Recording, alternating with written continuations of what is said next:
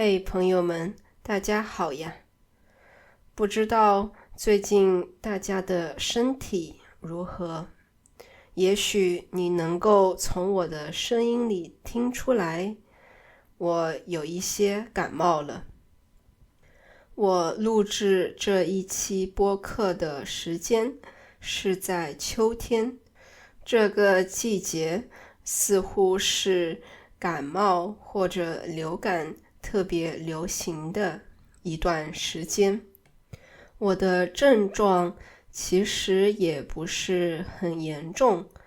主要是鼻子有一点塞，说话的时候会有鼻音，然后呢，晚上会有一些咳嗽，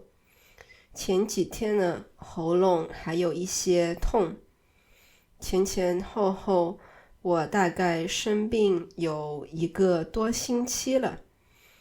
中间的时候有过几次发烧，也不能做剧烈的运动，出去走一段时间就会觉得有一些不舒服，甚至是有一些头晕的现象出现。所以这周一、周二、周三我都请了病假。但说实话，虽然我在荷兰已经工作了3年左右的时间，但我还是不太能够习惯生病请病假这一件事情。在荷兰，其实生病请病假是一件很正常的事情，公司的 HR 也不会问你，或者说他们不应该问你，你是因为什么原因请病假，他们也不能够比如说催你回去上班之类的。但是这样的情况其实在中国很不一样。在中国请病假其实说实话还挺难的。我甚至不记得自己在中国工作4年左右的时间里边有没有请过病假，但我很肯定我曾经生过病，但似乎我从来没有请过病假。我也还记得我有的同事，他们生病之后呢，会戴着口罩来上班，但是他们也不会请病假，除非真的是很严重的病，你需要到医院里住院的情况，那他们会请病假。所以这一周我请病假的时候，甚至觉得有一些不好意思，觉得这似乎是我不应该做的事情。理性上我知道这并不是真正这么一回事，我生病了就应该好好休息。如果我硬要是继续工作的话，我也许会在工作里犯错误，或者说不能够很高效地完成工作。所以说，即使是从我工作的公司的角度来看，我也是应该休息的。但是在感性上呢，我还是不太能够调整自己的感觉和看法，似乎自己请病假是一件我不应该做的事情。不过相信如果我继续在荷兰生活一段时间的话，我的这种看法就会改变。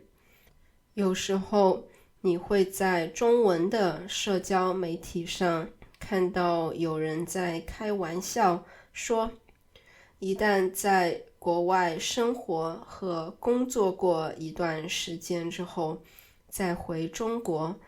他们会很难适应在中国的生活和工作。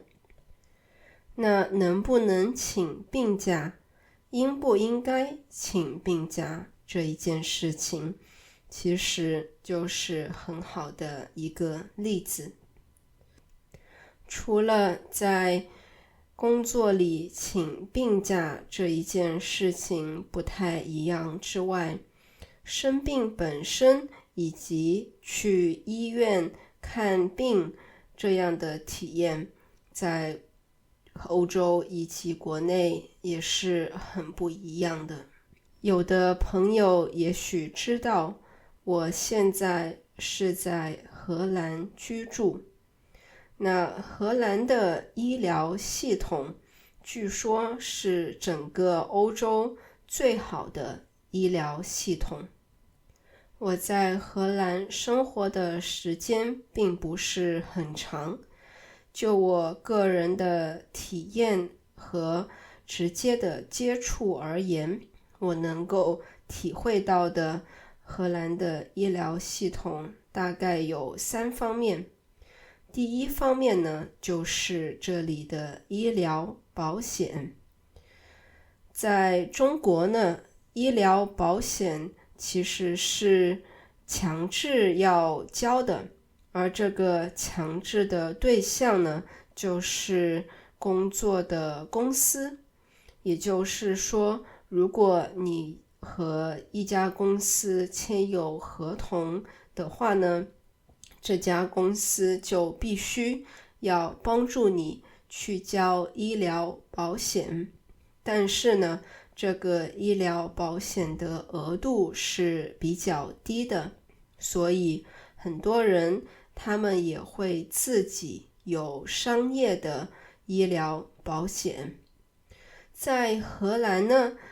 每个人都是强制要交医疗保险的。这个和你所工作的公司没有什么关系，只要你是在荷兰居住的话，那么你就需要交医疗保险。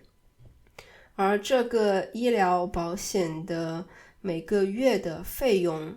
我个人觉得还是挺贵的。在荷兰的话，大概是130欧到150欧这样。当然，如果你的收入比较低的话，那你可以申请国家的补助和津贴，但是这个医疗保险是每个人都要交的。这是第一方面。那第二方面，我能够直接体会到的医疗系统呢，就是这里的家庭医生。这里的家庭医生并不是指比如说私人医生这样的概念，它更像全科医生的这样一个概念。全科指的就是这个医生他能够基本上所有的疾病，从流程上来说呢，就是你需要在你家的附近呢去注册家庭医生。那如果你感觉身体不舒服，那你可以和这个家庭医生预约。在预约之后呢，你到这个家庭医生的诊所那里去看有什么问题。那这个家庭医生会根据他自己的经验和判断呢，来决定给你什么药，是不是要给你药。那你的问题有没有严重到需要到专门的诊所或者去医院里治疗这样的流程。那如果是心理医生呢，会有另外一个流程，那就是家庭医生先看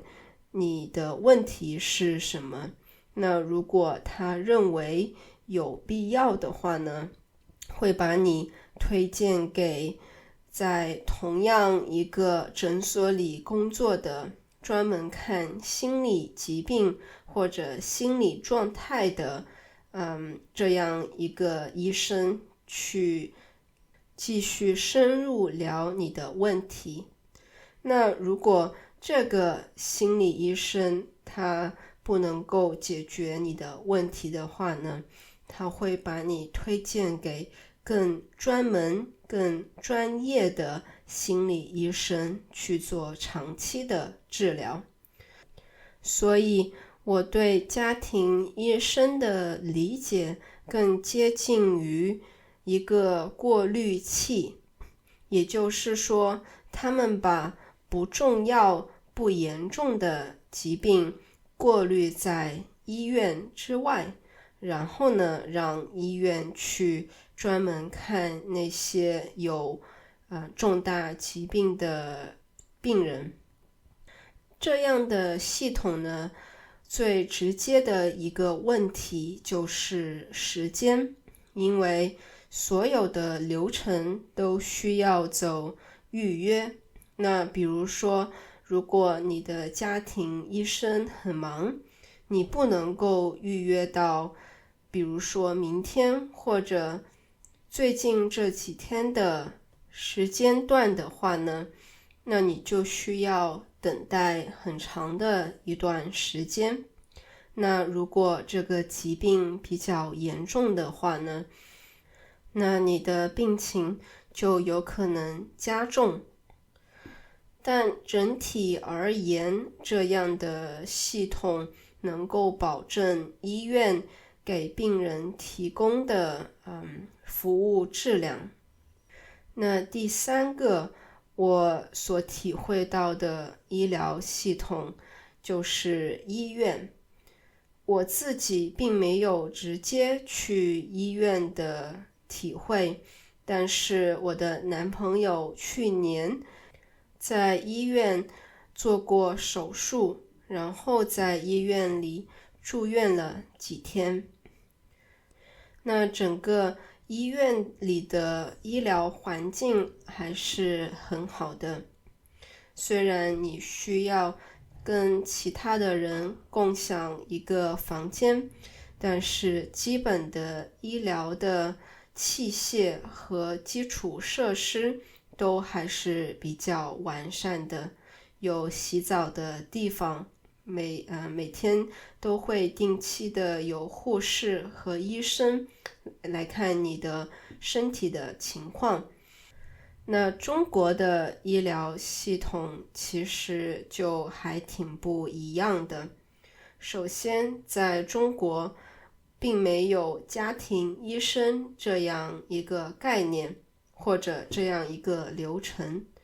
如果你生病了，那直接就到医院里边去挂门诊，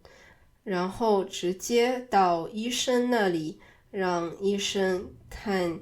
问题是什么。那如果医生觉得有必要的话呢，会让你去做一些测试，比如说血液的测试X 光等等。然后呢，医生会决定你是否需要使用一些药品或者住院做手术等等这样一些后续的措施。但没有家庭医生的这样一个过滤器的情况之下呢，就有时候会出现医院里的病人过多的情况。因为大家认为，如果我感觉不舒服了，那我就去医院里。虽然有时候他的情况并不需要使用药品，或者甚至是让医生来看的情况，那这样医院的压力就会比较大。那另外一个中国和荷兰的医疗系统的不同呢，就是在中国中医的地位还是很重要的。中医的意思呢，就是中国的医疗或者中国的医疗技术，而相对应的就是西医。西指的就是西方。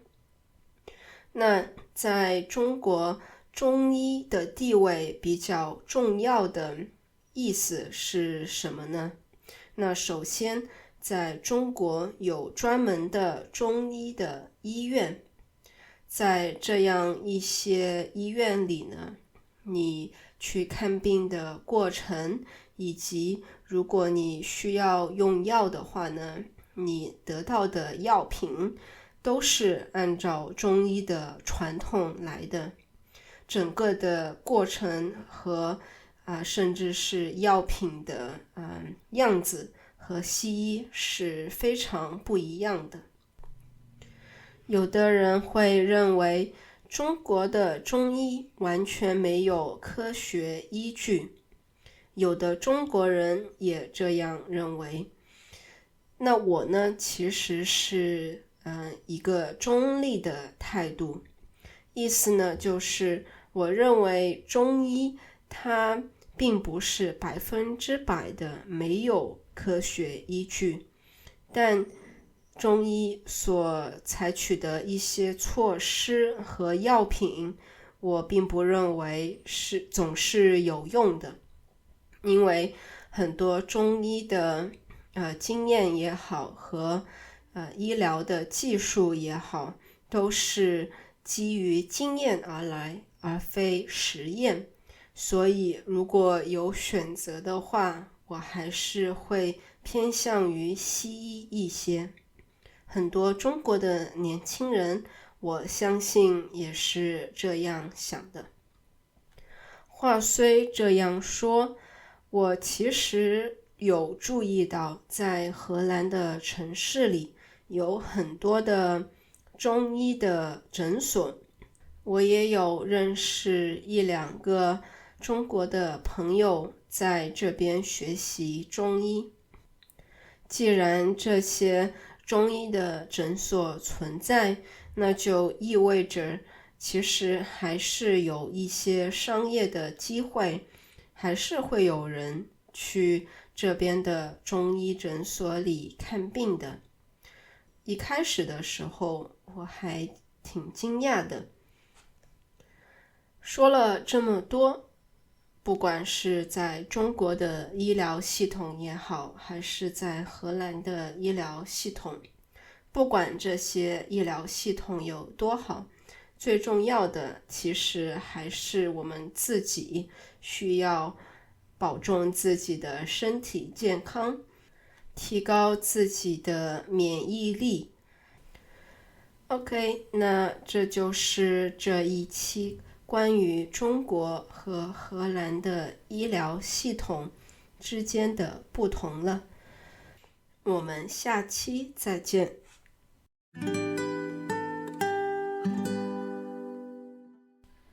感谢大家的收听。如果你对我们的内容感兴趣的话，欢迎访问我们的网站 realchinesetalk.nl。 你可以在主要播客平台 YouTube 同名频道上找到我们。